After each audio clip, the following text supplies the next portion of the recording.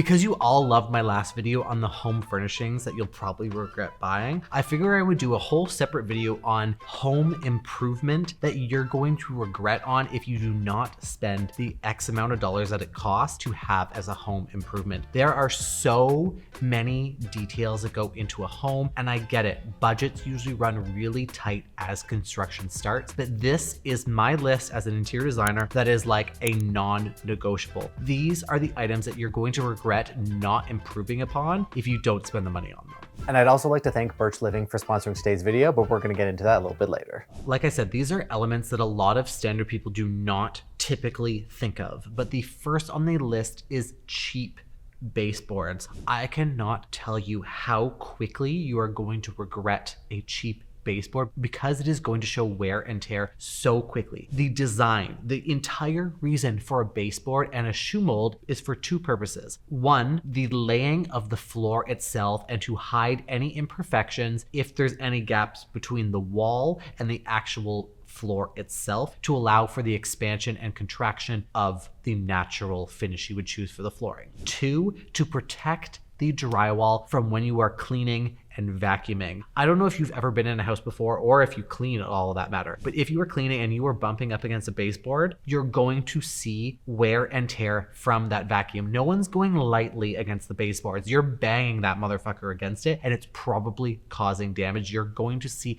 little indents. I always recommend going with a poplar over an MDF. Poplar is a very affordable and attainable finish when you're looking at baseboards. MDF has always been the standard. The downside is that it does show all of those dings really quickly. If you go with poplar, it gives you that extra dense protection for the drywall and the flooring itself. And in my opinion, it gives a much cleaner look than an MDF is. I know people will say, oh, you can't tell the difference. I'm telling you, I can tell the difference and I can see the difference. If by chance you are looking to keep it within a budget, I always recommend at least going on the main floor or the high traffic areas that are in constant use, being the poplar finish. And then on the second floor in the basement, you can choose MDF to make sure that it fits within your budget. But this is one of those things you're going to regret if you do not spend the extra money on. Next is paint. Now I get it. Paint can be extremely expensive depending on the brand and the quality level you are going for. I'm going to give you my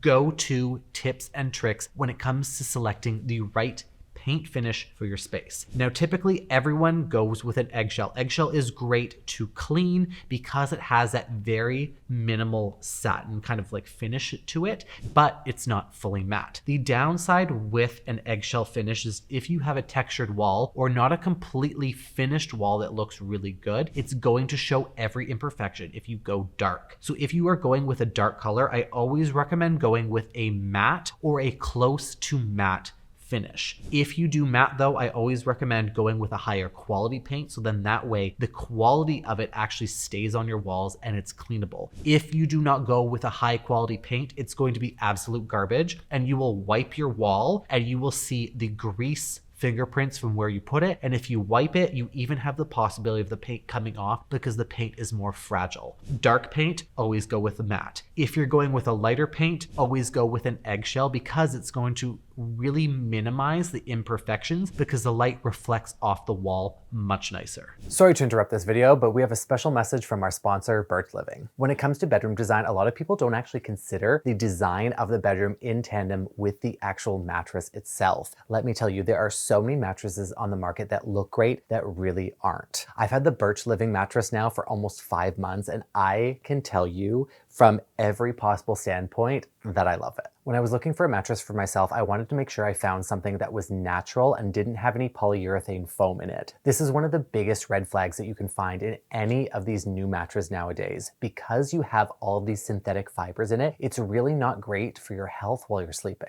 When it comes to sleep recovery, it is just as important as the maintenance of your lifestyle. I live a very busy lifestyle. I know my partner always complains because I am up at 4:30 a.m. to go to the gym in the morning, but that is because I am in bed so early. I can fall asleep so easily on this mattress because it really allows you to reduce the pressure points from the natural ergonomics of your body. What I also really enjoy about this mattress is the pressure relief that you get from the natural Dunlop latex that's included in the mattress itself. What's different about this mattress compared to the polyurethane foam ones is that each individual steel coil is wrapped, so it actually reduces the amount of motion transfer compared to your regular foam mattress. And this is huge for me because my partner moves all the time when he sleeps and it doesn't wake me up. With your Birch mattress, you'll get a 100-night sleep trial and a 27-year warranty. You'll even get free delivery within the US, and they offer in-home setup and removal. Their President's Day exclusive partner offer also gives you 27% off, so make sure you click the link in the description box below and use the code DesignDaddy.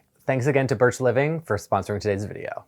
If you are doing a custom build or any kind of renovation, not putting enough storage in everywhere is going to be your biggest regret. One exercise I like to do with all my clients is once I've done the complete drawing construction sets, that includes the millwork, the sections, the elevations, the details of the kitchen or the bathroom, I have them go through each cabinet and I want to know what is going in where. Are you putting pots and pans in this cabinet? Are you putting drying racks over here? Are you putting plates above? Are you putting cups above? Do you prefer plates and cups in a drawers with the peg systems? I want you to go through and determine where everything is going. Spatial planning is so key when it comes to doing a new build or renovation, and this is a major thing that a lot of people do not consider. Once you go through and determine how much space is being taken up by the items you own already, you then know how much space you have left over for the overflow of items that are going to bring into your space as you grow and get bigger in your home. There's a joke I always make with my clients: as much storage as you put into your space, you're going to run out, because the bigger your space is, the more you expand in terms of items you have and what you can fit in it, and it's never going to be enough. So including that overflow of storage from the beginning is going to be your biggest lifesaver. Having a bookshelf that's built in with closed shutters below is going to allow you to have an overflow of games, seasonal items. Bringing your cabinets all the way up to the ceiling in a foyer is going to allow you to have seasonal storage for coats, mitts, dog leashes, bags. Anything you need accessibly at hand is something you should always think about of where you're putting it. Built-in items allow for a lot more free-floating items like credenzas, buffet stands, and decor in your space. If you're not committing a built-in to any of your key spaces that you need storage in, you need to think about what you're going to be bringing in to actually have closed storage to hide everything away. Next on the list is plumbing hardware fixtures. Once again, plumbing is another item that can be really expensive if you like the good stuff. And if we're being honest, we all like the good stuff. Have you ever looked at a cheap item being like, I love that? No, you put it beside the expensive item. Everyone likes the expensive item. That's always how it works. We're always attracted to something that costs more and something that looks better. But plumbing fixtures is something you cannot cheap out on. And I will say it again, do not cheap out on your plumbing fixtures. If you do not go for a quality plumbing fixture that has an internal brass and solid brass component, not these hollow brass ones with the plastic components inside that you can get from a hardware store, they are going to break down in a year or two. And with those items that have the plastic internal parts instead of the brass, you can't just replace that piece. You have to buy an entirely new fixture to replace it. And look how much you've spent. You've now spent twice the amount of money on two fixtures when you could have spent the same amount on the one fixture that's going to last you years. When you spend the extra money on the right plumbing fixtures that have a quality behind them, they also have an incredible warranty. A lot of people don't realize this. If you're spending money on a kitchen faucet, something that you're using every single day for a majority of the duration while you're in the kitchen, you need something that's going to have the lasting power, that's not only going to maintain its integrity, but also work how you need it. The last thing anyone wants to do is call a plumber to look at a faucet and be like, yeah, it's broken, you need a new one. We all knew it was broken, you're going to get a new one. Spend the extra money on those internal components that are going to last. One key thing I tell my clients that are shopping outside of what I'm speccing is go to a plumbing hardware store. Do not go to a hardware store specifically that just has plumbing fixtures. There are your standard ones like Delta that are pretty decent. The quality is not all there, but there are some good key items that you can get. Like I said before, these items that you're using every single day, like your bathroom faucets, your shower faucets, and the sink itself, need to have the quality and the price point behind it. If you put a cheap component as the diverter and the rough-ins behind your wall for these shower fixtures, you're not just replacing the shower fixture, you got to tear out that wall to change the diverter now. And that is an extra cost that a lot of people do not consider, and another item you're going to regret. This one's a little bit more technical, but is the electrical plan when it comes to the spatial planning of your house or your condo or any space that you're renovating or redoing. Even with a custom build, I want you to think about where items are being plugged in, what's being plugged in each room, as well as the lighting that is needed in the space. If you do not have an interior designer that knows how to do a lighting schedule to show you where the lights, the pot lights are going, where pendant lights are going, where junction boxes are needed, you need to ask them. This is something that is really important when it comes to the overall design of your home or the space that you're doing. Because the last thing I want you to ever think about is if you don't have a cordless vacuum. I know mostly everyone has a cordless vacuum now, but if you don't, where is it being plugged into the room? Where are the plugs for your nightstands in the bedroom? Where are the outlets going to be located in your kitchen for ease of access? Do you need an outlet in the drawer of somewhere in your kitchen? Do you want to have them exposed? Do you want to have them under the cabinet so they're out of sight and out of mind? These are all key considerations that you need to understand for the locations of where they're going and how you're using them in your space. I have seen so many designs brought forward to me for bathroom designs that do not include an outlet that is easily accessible. I get it, outlets are usually not very nice to look at, but if you have one that needs to be at an ease of access point, like in a bathroom for your hairdryer or your hot tools, you need to remember how it's being used, where it's being used, and how often it's being used. That will dictate how many outlets you're going to need in the space. If you have one visible outlet, spend the extra money just on that one gang system to make it look nice. Maybe get a brass plate, maybe get a black plate. There are so many options out there to make sure it blends into the space so it's not a complete eyesore like those builder grade basic white ones.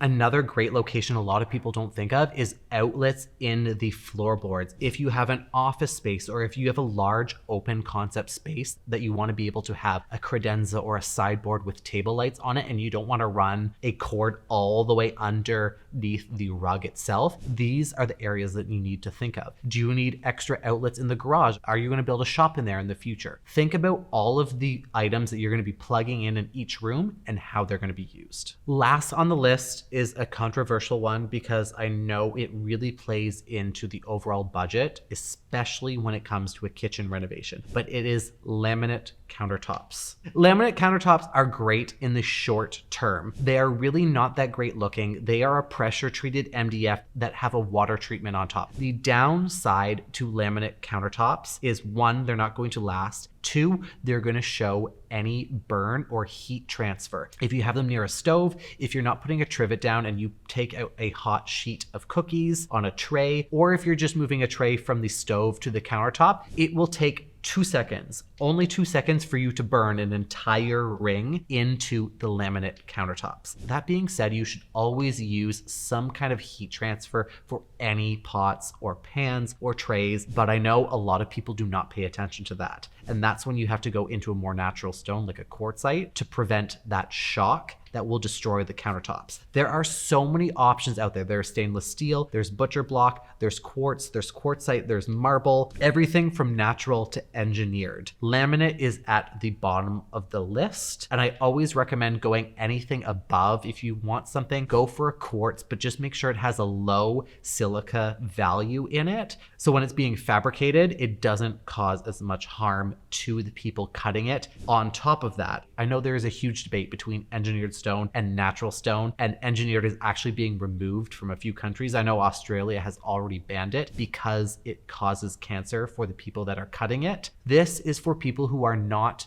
doing it properly. It needs to be in a well ventilated and circulated room. You can't be dry cutting any natural materials or engineered materials without proper vents as well as air distribution and actual air filtration in the room. No matter what you're doing, this should always be the class rule for it. The other major problem that I always have with laminate countertops is they are very challenging to repair. It's not like a quartz or a natural stone that you can buff out and replace with a little area. You need to replace the whole section of the laminate itself, which, like I said before, you're paying twice for the same value if you upgraded and got the nicer one. The other key item with laminate countertops is that you cannot have a under-mounted sink. The difference being is you will need a top-mounted one, which means that ridge is going to go over top of the laminate itself. So you're going to have a little edge around the perimeter that collects gunk, grime, dust, cleaning molecules, everything will be around the perimeter. I always recommend going with some kind of countertop that you can have an under-mounted sink, so everything just slides into the sink and it's a super easy cleanup. As I've said before, there are so many, and I mean so many, different items on this list of things that you will regret when it comes to including in your home and things you should never cheap out on. So please let me know in the comments below if you feel like this is something that I need to continue as a series, because there are so many to go through. This is just the surface. As always, thank you so much for watching. You can always follow me on Instagram and TikTok at Mr. Phoenix Gray for all my daily tips and tricks. And if you're ever second guessing yourself, just ask, what would Design Daddy do? I mean, you're here already listening to my advice, so we're all good. Boom.